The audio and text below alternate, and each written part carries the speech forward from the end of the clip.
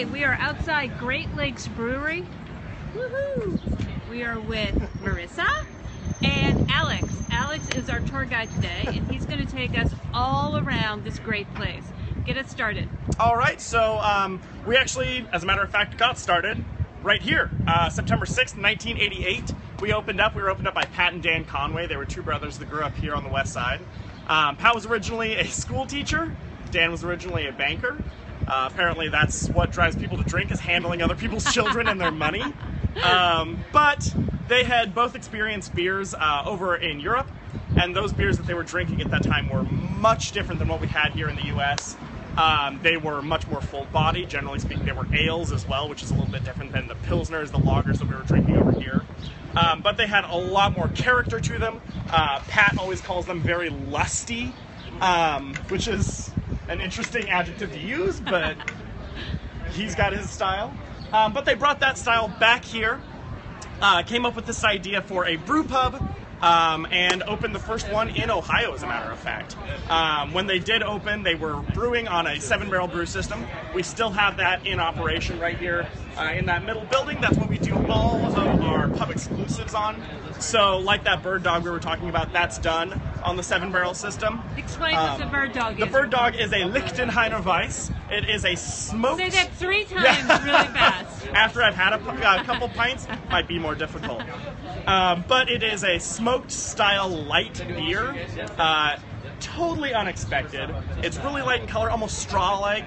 And then when you knock it back, it's really smoky. Has a really nice... We're going to have some of that later, right?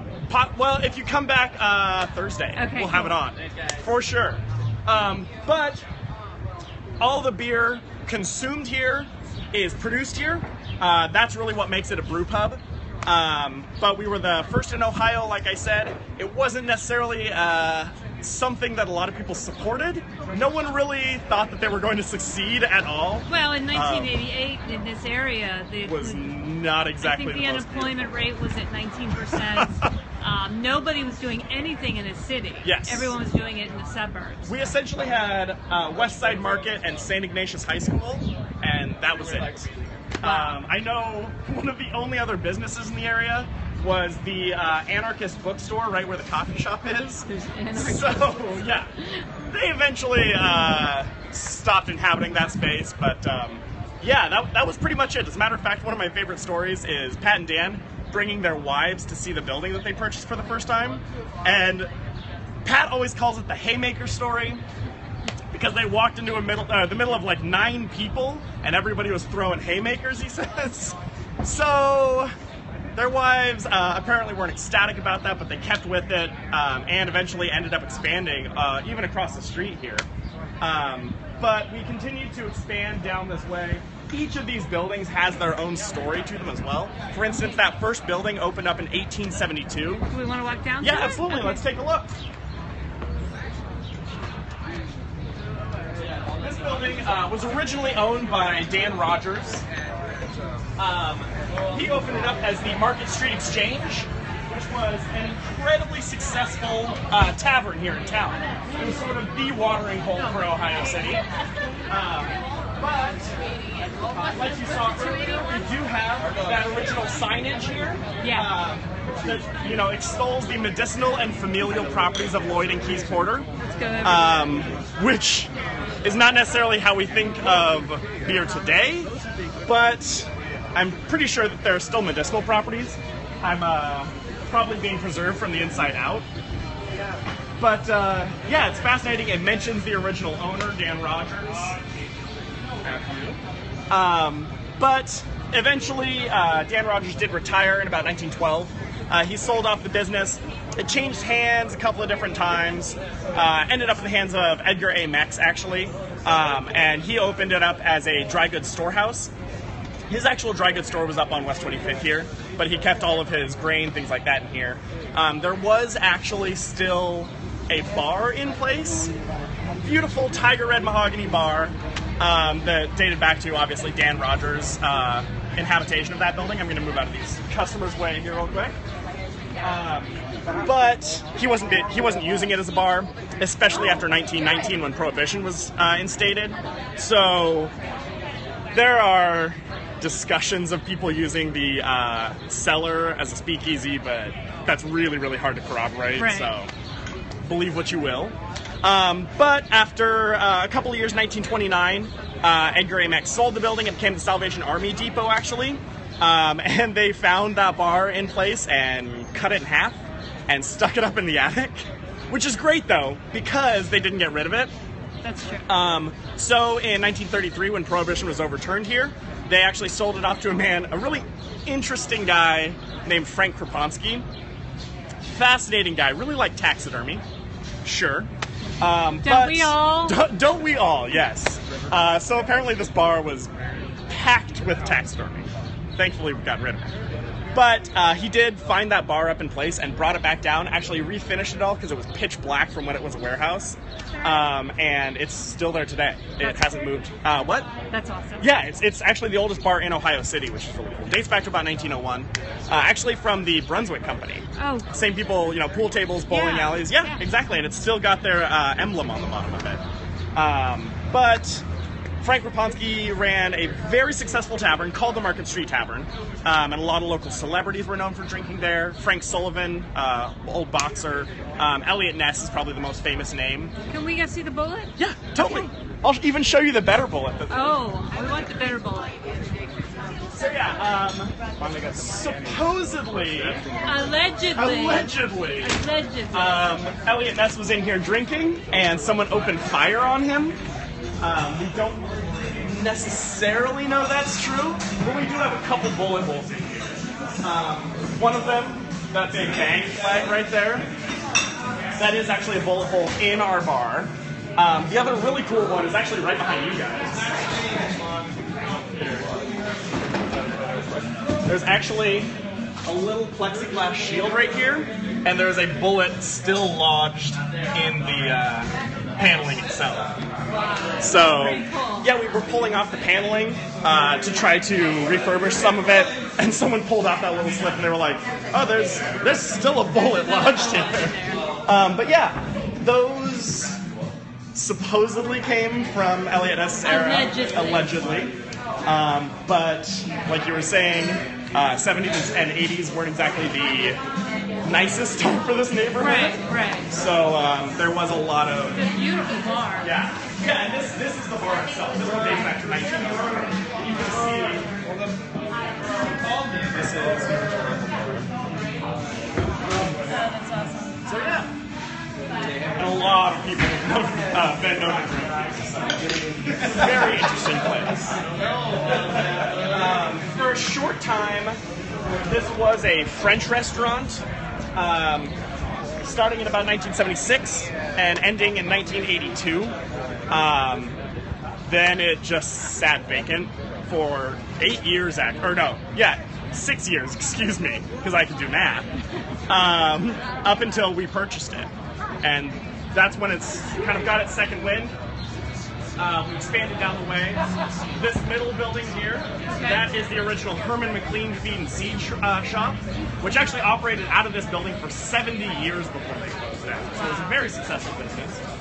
We do have some of their original kind of pieces of their business left over. We have one of their scales still in place. One of our tables is on top of it. And we have their original cashier station, which is now our server station. So over a century of handling other people's money in there. So pretty cool. That's very cool. Very nice to have that sort of history here with us. Now, obviously, we have also our 7-barrel brew system that we do all of our pub exclusives on in there, things like that. But yeah, very interesting. Can we go around the corner and take a look at what you've got going on over there? So, go ahead. The gift shop there at the end, that kind of corner building, Right. That was originally the Elton Hotels, as a matter of fact, which is what we were talking about. Oh, it has some alleged unsavory business went on upstairs? Potentially. We know that the bottom floor was the Silver Dollar Saloon, so it was another bar. But the second, third, and fourth floors were the Elton Hotels. We know that the third floor was the Palace Theater. We actually have some of the original Chase Sanborn fire insurance maps that list it as the Palace Theater.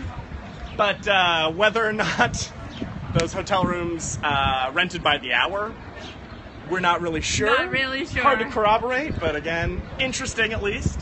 But this building right around the corner was originally the Fries and Schule department store. Fries and Schule? Fries and Schule. Oh, okay. German, actually. Okay. But it was incredibly successful. Operated for a century in this building. Wow. So a lot of people tie sort of the heart of Ohio City to the Fries and Schule. After a while, though, mid-70s, it closed down. This building was reopened as the Cook's Coffee Wholesaler, and then we purchased it in 1992. We realized our 7-barrel brew system just wasn't going to cut it. We needed much more volume, especially if we were going to start distributing. So we moved a 30-barrel brew system into this facility, as well as a bottling line, things like that. And then we promptly outgrew the space. So in 1998, we actually moved across the street to the facility that we're still in. Okay. We sold this off. It became apartment complexes, but we did recently reacquire this lower portion here.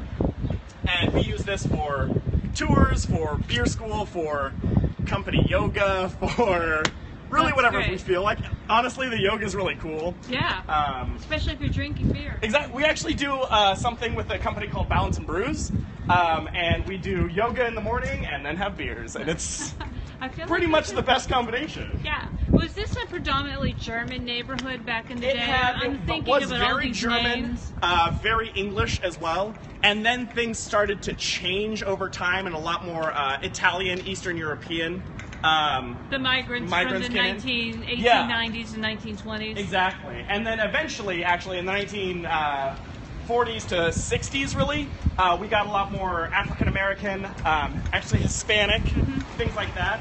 And that absolutely opened up the sort of diversity in this area. And we ended up becoming a very, very diverse community, to be honest, which is awesome because it's given rise to a lot of innovation, I think.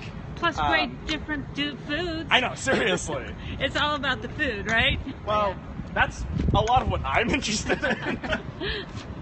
So what street are we walking down right now? This is Carroll right here. Okay. This was actually the first street paved in Ohio City, as a matter of fact, because this was the Leonard Schlether Brewing Company, and it was paved expressly to make beer distribution quicker. The city was willing to do just that for them. So. I believe that. All right this way. I'm hoping that we don't lose service in here. It shouldn't be too bad, I hope. Okay, cool. The stairwell might be a little rough, but it's much easier upstairs in the basement. We'll be visiting on our way. Also, it's much cooler up there. Oh, yeah, for sure. This is great. Yeah, this is our back entrance. We'll be saving the big reveal for a little bit later.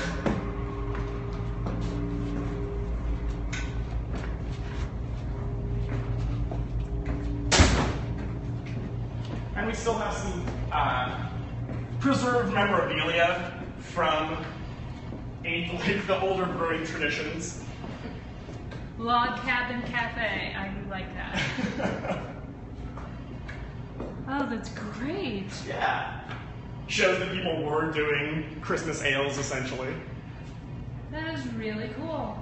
And that's a big part of what we try to do here, honestly, is preserve that history of brewing, making sure that we're not giving up anything, even if we are innovating at the same time. Right. So, absolutely. Oh my God, what room is this? This is the room I want to live in. As a matter of fact, it's great. We do all sorts of different events up here, things like that. Definitely never meant to be a tasting room when it was originally constructed, but I think we've done our best. We have a lot of what we call beerabilia kind of scattered around here. It's really cool to see it. Do you want a pint? Yes. We can do that. What would you like? We have all of our year-rounds available here, which are Dortmunder Gold Lager, the Elliot Ness Amber Lager, Burning River Pale Ale, Commodore Perry IPA, and obviously the Edmund Fitzgerald. Elliot Ness. Elliot Ness. It's my favorite. Check it out, the taps. I love Ness in Pittsburgh. We do. We kind of like a badass. a bit of a jerk.